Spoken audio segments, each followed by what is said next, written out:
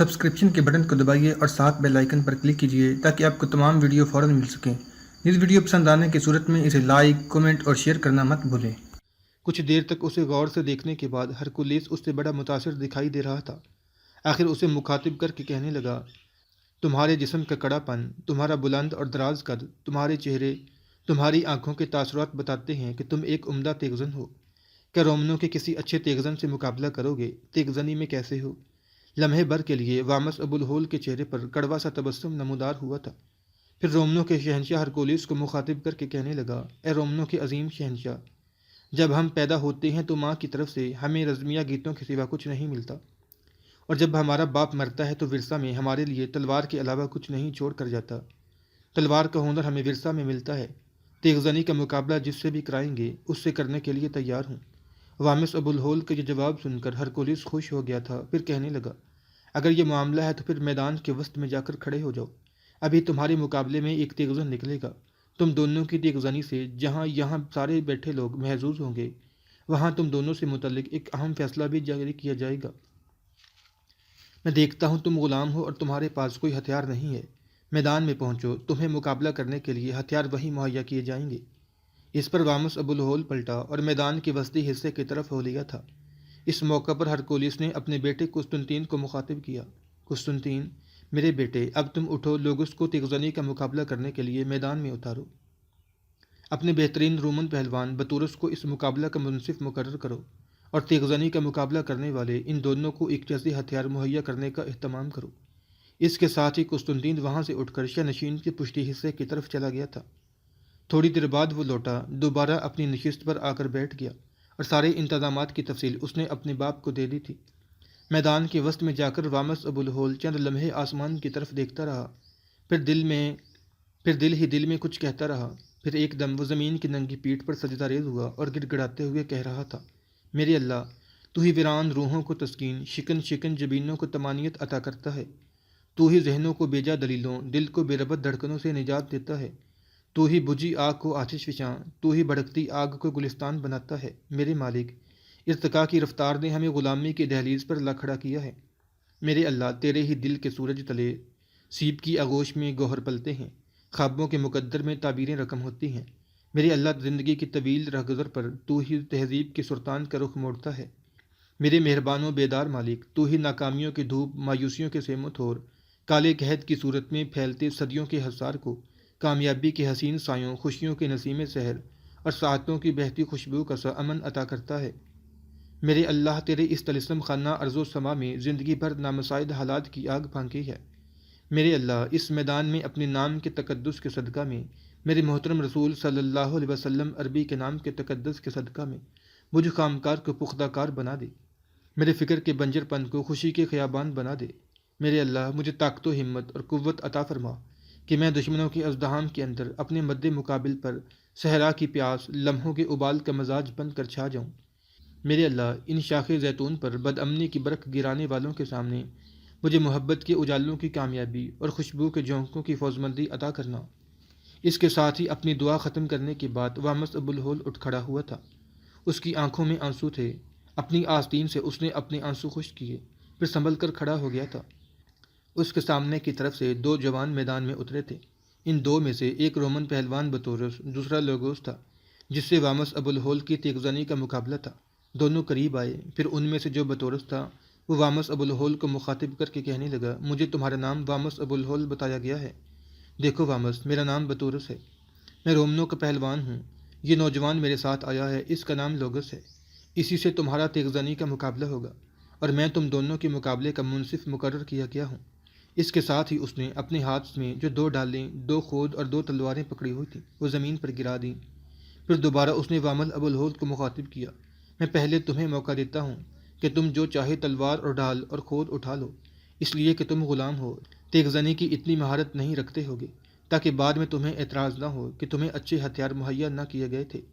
وامس ابو الہول نے باری باری ایک بھرپور نگاہ بطورس اور لوگس پر ڈالی، پھر کہنے لگا، میں اپنی طرف سے لوگس کو پیشکش کرتا ہوں کہ یہ جو چاہے ہتھیار اٹھا لے، اس لیے کہ جب یہ میرے ہاتھوں مارا جائے تو اسے کم از کم اپنی ناکامی کو اپنی ہتھیاروں سے وابستہ کرنے کا موقع ہاتھ نہیں آئے گا۔ وامس ابو الہول کی اس گفتگو کو جہاں لوگس نے ناپسند کیا تھا، اس کے چہرے پر نفرت اور کراہت کے آثار نمودار ہوئے تھے۔ وہاں بطورس کے چہرے پر مسکراہٹ پھیلی تھی۔ اس پر بطورس کہنے لگا، تم مجھے اچھے اور صاف دل نوجوان لگتے ہو۔ پھر بطورس کے کہنے پر سب سے پہلے لوگوس نے ہتھیار اٹھائے۔ اس کے بعد وامس ابو الہول نے تلوار و ڈھال اور خود اٹھایا۔ وامس نے پہلے اپنے سر پر باندھا ہوا امامہ اتارا، سر پر خود رکھ کر اس کے اوپر امامہ باندھ لیا۔ بائیں ہاتھ میں ڈھال، دائیں ہاتھ میں تلوار مضبوطی سے تھام لی تھی۔ دوسری طرف لوگس بھی سر پر خود رکھنے کے بعد اپنی تلوار و ڈھال سنبھال چکا تھا۔ اس موقع پر بطورس نے دونوں کو مخاطب کر کے کہنا شروع کیا، جو کچھ میں کہنے لگا ہوں دونوں غور سے سننا۔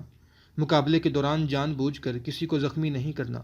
تلوار کی نوک مد مقابل کے جسم کے کسی حصے میں چبونے کی اجازت نہیں ہوگی۔ جو ایسا کرے گا اسے شکست خوردہ قرار دے دوں گا۔ دونوں طرف سے یہ کوشش ہونی چاہیے کہ اپنے مد مقابل کو تلوار اور ڈھال کے فن کے سامنے زیر کیا جائے۔ جو ایسا کرے گا اسے یہ میں فاتح قرار دوں گا۔ اب میں پیچھے ہٹنے لگا ہوں۔ جو ہی میں اپنا دایاں ہاتھ فضا میں بلند کروں تم مقابلے کی ابتدا کر دینا۔ بطورس چند قدم پیچھے ہٹ کر کھڑا ہوا۔ وامس اور لوگس بڑے غور سے دونوں اس کی طرف دیکھنے لگے تھے۔ جب بطورس نے اپنا دایاں ہاتھ فضا میں بلند کیا تب دونوں ایک دوسرے کی طرف دیکھنے کے بعد چند قدم ایک دوسرے کی طرف بڑھے۔ اس موقع پر لوگس رک گیا اور وامس ابو الہول کو مخاطب کر کے کہنے لگا، دیکھ تو ایک غلام ہے اور میں رومنوں کا ایک آزاد معزز شہری۔ مقابلہ تو نے ویسے بھی مجھ سے ہار جانا ہے۔ جب تو مجھ سے تیغ زنی کا مقابلہ ہارے گا تو اس میدان میں تیری کیا عزت رہے گی؟ یہاں بیٹھے سارے لوگوں کی نگاہوں میں اس وقت جو تمہاری عزت ہے کہ تم تیغ زنی کا مقابلہ کرنے کے لیے میرے سامنے آئے ہو، لیکن شکست اٹھانے کے بعد تمہارے دامن میں عزت کے کتنے موتی بچیں گے؟ لہٰذا میں تمہیں مشورہ دیتا ہوں کہ تمہارے حق میں بہتر یہی ہے کہ مقابلے سے دستبردار ہو جاؤ، میرے ہاتھوں شکست تسلیم کر لو۔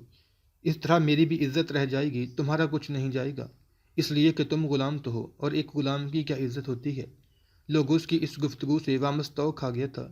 نفرت کا اظہار کرتے ہوئے کہنے لگا، تیرے آزاد اور رومن شہری کی ایسی کی تیسی جو تو بڑا ناقابل تصغیر تیغزن بن رہا ہے۔ یہ تو دونوں تلواریں فیصلہ کریں گی، کامیابی کس کی جھولی میں آتی ہے اور شکست کس کا مقدر بنتی ہے۔ رہی بات عزت کی تو انسانیت کے تقاضے سے ہر انسان کی عزت ہے، اور پھر یہ بات بھی یاد رکھنا کہ عزت اور ذلت کا عطا کرنے والا میرا اللہ ہے۔ وہی اس میدان میں جس کا حق بنتا ہے اسے عزت بھی دے گا اور جسے ذلت ملنی چاہیے اس کے دامن میں ذلت بھی ڈالے گا۔ لوگوس باتوں میں وقت ضائع نہ کر، دیکھ تمہارا رومن پہلوان بطورس ہاتھ کھڑا کر کے مقابلے کی ابتدا کر چکا ہے۔ میں تمہیں پہلا وار کرنے کا موقع دیتا ہوں۔ اگر تم نے باتوں میں وقت ضائع کرنے کی کوشش کی تو میں تم پر حملہ آور ہونے میں پہل کر دوں گا۔ وامس کے ان الفاظ کے جواب میں لوگوس کا چہرہ غصے اور ناپسندگی میں سرخ ہو گیا تھا۔ ہونٹ کاٹتے ہوئے کہنے لگا، تیرے جیسے غلام کی ایسی کی تیسی کہ تو میرے لیے ایسے الفاظ استعمال کرے۔ میں تجھے غلام سمجھ کر ڈھیل دے رہا تھا، تیرے ساتھ نرم رویہ روا رکھے ہوئے تھا، لیکن تو میری نرمی، میری ہمدردی سے ناجائز فائدہ اٹھانے کی کوشش کر رہا ہے۔ میں لوگوس ہوں، رومنوں میں تیغ زنی میں کوئی بھی میرا مقابلہ نہیں کر سکتا۔ یہ جو رومنوں کا پہلوان بطورس اس وقت منصفی کے فرائض انجام دے رہا ہے، اس سے بھی آج تک میرا تیغ زنی کا مقابلہ نہیں ہوا۔ اگر کبھی ہوا تو اسے بھی نیچا دکھا دوں گا۔ دیکھ میں جب آندھی اور کڑکتی برق اور زندگی سے الجھتے ہنر و اجل کی تختیاں لکھتی محرومیوں کی طرح تجھ پر حملہ آور ہوں گا تو تیری حالت آشیانوں کی پریشان تنکوں سے بھی ہولناک بنا کر رکھ دوں گا۔ تیرے کاسہ عمر میں حسرت و یاس، تیری نظر کی بستی میں ندامت کے سوا کچھ نہ رہنے دوں گا۔ تیری روح میں ایسا تلاطم برپا کروں گا کہ تو راحتوں کی چھاؤں کو بھول جائے گا۔ تیرے دل میں موت کی ایسی حدت بھروں گا کہ تو سایوں کی مہک کو ترستا رہے گا۔ اس کے ساتھ ہی لوگوس حرکت میں آیا، اپنی تلوار کو لہرایا، پھر وہ وامس پر لو کی ہولناک تھپیڑوں، دکھ کے موسموں اور دہکتے عدم کی پھنکار کی طرح حملہ آور ہو گیا تھا۔ دوسری طرف وامس کمال ثنائی و لاجواب ہنرمندی کا مظاہرہ کرتے ہوئے بڑی آسانی سے اس کے حملوں کو روک رہا تھا۔ ابھی تک اس نے جوابی کارروائی نہیں کی تھی، دفاع تک ہی اس نے اپنے آپ کو محدود رکھا تھا۔ لگتا ہے اپنے دفاع کو طول دیتے ہوئے وہ لوگوس کو تکا مارنے کا عزم کیے ہوئے تھا۔ تھوڑی دیر تک لوگوس بڑھ چڑھ کر حملے کرتا رہا، جارحیت اختیار کرتا رہا۔ اس کے جواب میں بڑے سکون اور کسی نہ ہلنے والی چٹان کی طرح وامس اس کے حملوں کو روکتا رہا۔ اس کے بعد وامس نے آہستہ آہستہ اپنے دفاع کو جارحیت میں تبدیل کرنا پڑا، جس کے جواب میں لوگوس کو پیچھے ہٹنا پڑا تھا۔ پھر ایک انقلاب، ایک خونی تبدیلی اٹھی۔ وامس نے دفاع کا لبادہ یکسر اتار پھینکا۔ بڑی غضبناکی اور بڑی ہولناکی میں وہ جارحیت اختیار کرتے ہوئے لوگوس پر صدیوں پرانے راستوں پر دھول اڑاتے ہواؤں کے جھکڑوں، غم کی چراگاہیں کھڑی کرتے ہوئے سرگرداں بے سمت بھٹکتے پتجھڑ کے اداس موسموں کی طرح ٹوٹ پڑا تھا۔ دونوں کچھ دیر تک نیستی کے احوال لکھتی قضا، کانٹوں کے ہار کھڑے کرتی مسافتوں اور بے مہار سرابوں اور عذابوں کی طرح حملہ آور ہوتے رہے۔ اس کے بعد آہستہ آہستہ لوگوں میں تھکاوٹ کے آثار پیدا ہونے لگے۔ اس سے کہیں زیادہ تیز رفتاری کے ساتھ وامس کی حملہ آور ہونے میں برق کی سی تیزی، جکڑوں کی سی خوفناکی پیدا ہوتی چلی گئی تھی۔ ایک موقع پر لوگوں نے جب وامس ابو الہول پر ایک خطرناک وار کیا، تب اس کے اس وار کو اپنی ڈھال پر روکنے کے بعد وامس نے اس کے تلوار والے ہاتھ پر بڑی تیزی سے اپنی ڈھال دے ماری تھی۔ ڈھال لگنے سے لوگوس کے ہاتھ سے اس کی تلوار چھوٹ کر گر گئی تھی۔ اس موقع پر لوگوس نے اپنی پوری طاقت و قوت سے اپنی ڈھال وامس کے منہ پر مارنا چاہی، لیکن اس کی ڈھال کو وامس نے اپنی ڈھال پر روکا۔ ساتھ ہی اپنی تلوار کا دستہ اس قوت سے وامس نے لوگوس کی گردن کے قریب مارا کہ لوگوس پلٹیاں کھاتا ہوا دور جا گرا تھا۔ اس موقع پر لوگوس کے چہرے پر موت طاری کر دینے والی خوفناکی پھیل گئی تھی۔ رومن پہلوان اور منصف بطورس اس موقع پر توصیفی انداز میں وامس کی طرف دیکھ رہا تھا۔ وامس آگے بڑھ کر لوگوس کی تلوار کے اوپر کھڑا ہو گیا تھا۔ اس موقع پر اس کے چہرے پر عجیب سی مسکراہٹ تھی۔ کچھ دیر تک وہ زمین پر گرے ہوئے لوگوس کی طرف دیکھتا رہا، پھر پیچھے ہٹا، لوگوس کی تلوار کو پاؤں کی ٹھوکر مار کر اس کے نزدیک کیا۔ پھر اس کو مخاطب کرتے ہوئے وہ کہہ رہا تھا، لوگوس، میری جگہ تم سے مقابلہ کرنے والا کوئی اور ہوتا تو جس طرح تمہاری تلوار چھن گئی ہے، تم بے بسی کے عالم میں زمین پر گر گئے ہو، فوراً آگے بڑھ کر اپنی تلوار کی نوک تمہاری گردن پر رکھ دیتا اور فوراً اس مقابلہ کو انجام دے دیتا۔ لیکن میں ایسا نہیں کروں گا۔ میں لوگوں کو تمہیں یہ کہنے کا موقع نہیں دوں گا کہ تمہارا پاؤں پھسل گیا تھا یا تمہارے ایسی ضرب لگی گئی جس کی بنا پر تم اپنا توازن کھو بیٹھے، گر گئے اور مقابلہ جاری نہ رکھ سکے۔ میں مقابلے کے بعد تمہیں یہ کہنے کا موقع بھی نہیں دوں گا کہ تمہارے خلاف میری کامیابی حادثاتی تھی، لہٰذا اپنی تلوار تھام، اٹھ، ایک بار پھر مجھ سے مقابلہ کر اور اپنی قسمت کو آزما۔ دوبارہ مقابلہ شروع کرنے سے پہلے ذرا اپنے گریبان میں جھانک کر یہ ضرور اندازہ لگانا کہ کیا میں نے تیرے سرکش جذبوں کو سرشاری میں زرد ماحول کی بے بسی نہیں بھرتی؟ کیا تیرے رنگ و مٹھاس میں ڈوبے عزائم میں آنکھوں کے کواڑ بند کرتی کرواہٹیں نہیں طاری کر دیں؟ اٹھ، میرے ساتھ پھر مقابلہ کی ابتدا کر اور اپنے مقدر کے اوزاروں کو آزما۔ لوگوس اٹھ کھڑا ہوا، اپنی تلوار سنبھال لی۔ ایک بار پھر وہ وامس کے سامنے آیا۔ جو ہی وہ سامنے آیا، وامس اس پر بڑی تیزی اور برق رفتاری سے بے ثمر کرتی داستانوں، تپتی ریت کے گروز اور دیو لاخوں میں گونجتی آندھیوں کی طرح ٹوٹ پڑا تھا۔ اس بار اس کے حملوں میں انتہا درجہ کی ہولناکی اور تیزی تھی۔ اس تیزی کا مقابلہ لوگوس نہ کر سکا۔ اب وہ جارحیت کو بالکل ہی فراموش کر چکا تھا۔ اب بڑی مشکل سے الٹے پاؤں بھاگتا ہوا اپنا دفاع بھی مشکل سے کر رہا تھا۔ بڑی تیزی سے اس کی حالت جدائی کی ساتوں، خوابوں کے قحط اور دشت تنہائی میں بے نام مسافتوں سے بھی بدتر ہونا شروع ہو گئی تھی، یہاں تک کہ اچانک وامس نے اپنے لمحوں میں مزید تیزی پیدا کر دی، اور ان تیز حملوں کے دوران ہی دفتن وامس نے اپنا دایاں پاؤں اٹھا کر اس زور سے لوگوس کے پیٹ پر مارا کہ لوگوس پلٹیاں کھاتا ہوا دور جا گرا۔ جس لگانے کے انداز میں وامس آگے بڑھا، اس وقت لوگوس اٹھ بیٹھنے کی ناکام کوشش کر رہا تھا۔ آگے بڑھ کر وامس نے اس سے اس کی تلوار اور ڈھال چھین لی۔